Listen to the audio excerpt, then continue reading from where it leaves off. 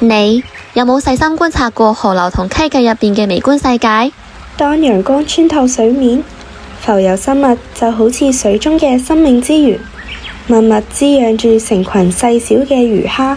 而呢啲小生物轉眼間又成為咗大魚嘅美味佳肴。呢條由微小到龐大嘅食物鏈，正係淡水生態最奇妙嘅運作方式。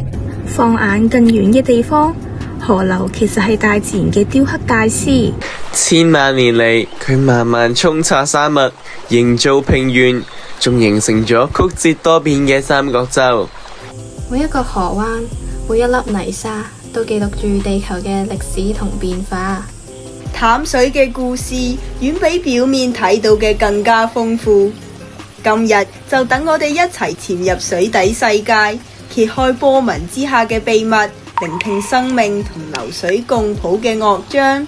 呢個藍色世界究竟隱藏住幾多意想不到嘅驚喜？同我哋一齊展開呢個奇妙嘅旅程啦！Amani 影響 Amount Channel Water 嘅 factor 啦，咁就有呢三個啦。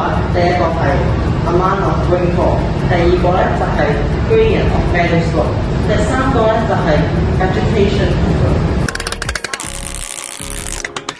咁呢個咧就係最簡單最 basic 嘅 food chain 咯。咁 food chain 我哋至少就涉及到兩個角色啦，就係 producer 同 consumer 啦。咁首先咧 producer 就會 absorb sunlight 啦，陽光嘅光源啦。咁我俾2分鐘嘅時間俾你出嚟啊！